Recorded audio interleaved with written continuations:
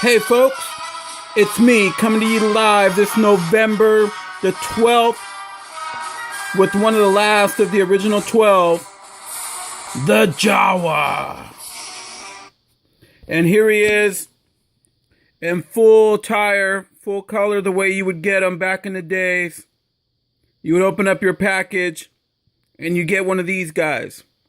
The thing about them is they're really, really small. You know, you look at them and you're thinking, wow, who would pay the same price for a JAWA that they would for a much larger Darth Vader or a much larger Chewbacca? This thing is real small. You would think that they would have came up with the JAWA 2-pack back in 1977, and they didn't. But I think it was a pretty cool idea having different size action figures because they'd play with your imagination a little bit.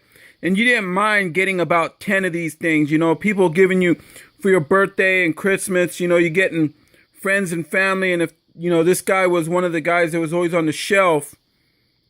And people would grab him before going to your birthday or whatever. They'd want to get you one.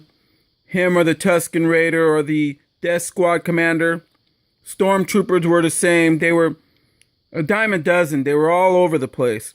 So I know for me with my birthdays, a lot of people gave me a lot of these. And they're JAWAs. They're really small, much smaller than the original. But what's funny is Kenner had the idea that they were going to release the JAWA in the vinyl cape. This right here is not an original vinyl cape. It is a reproduction. And this guy right here, I use them for my army builders. As you can see, I have plenty of those. But I use them for my army builders. They work out really good. But these vinyl capes are very hard. They make a lot of noise. They're tough to bend. So folks, I tend to leave them like that, just to leave, you know, for that way the cape don't get damaged or nothing. He has a reproduction gun, but this guy right here is all original, 100%. And I'm glad they kind of moved him from the vinyl cape because he looks a little bit more like a JAWA right here. To me, I think if they would have gave him the bandolier, which you see that was permanently put on him when you take this cape off, I think that if they would have gave him the bandolier on the outside, he would have probably have been one of the better looking ones out of the collection. But he is with his original pistol, well, blaster. His blaster tends to be more of a blackish blue, depending on how you look at it. It's a more bendable material than the reproduction black one. I know that I decided on putting some of my army guys with even a blue one. You could tell the difference with the JAWA pistol and which one is real, which one ain't. But what's funny is on this guy that has the reproduction pistol, his pistol also floats the same as this one does. And folks, I'm going to have to show it to you one day. I'm going to have to do the comparison. Just take all the weapons out, put them side by side. I will do that. I'll do it sometime in the coming weeks.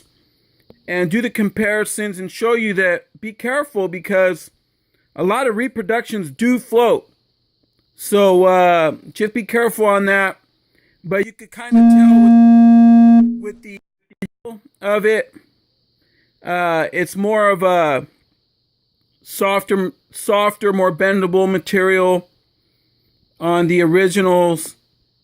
And when you, like with this JAWA, he's been complete since 1977. So I know for a fact he's all original.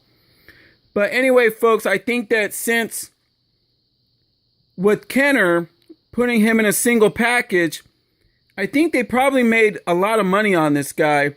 I don't see why they would have put him in a JAWA 2-pack later on. Maybe to get people going a little bit more crazier at the time. I know in through 1995, around 97. Between those dates, I know that on the red card, people were going nuts for the JAWA 2-pack when they released them, especially on the orange card versus the green card. I think that if the JAWA would have been put out by himself, I think he would have did rather well because of the way that the action figures are designed nowadays, and they look pretty accurate. But I mean, it was a choice that they made, and we benefited in the choice, but I still think that they would have sold a lot. I know that they released a JAWA later on in the flashback series, and it had a gonk droid with it. But these little guys stand for themselves. They don't really bother nobody. They'll, you know, if they see something on the side of the road, they're definitely going to pick it up and try to make a buck on it. That's how they roll. But people do that in life in general. A lot of people I know do that. So, but anyway, folks, it's me, I to the T to the Z, M-E, coming to you live and in color this very day, November the 12th, on my Star Wars The Force Awakens countdown, December the 18th. I will be doing the older figures during the month of November, randomly. I did the original 12 first, but now I will randomly put them out there. And then in the month of December, I'm going to put out some possibly Force Awakens figures to build up to the release. Don't know yet. But anyway, folks, take it easy and thanks for tuning in.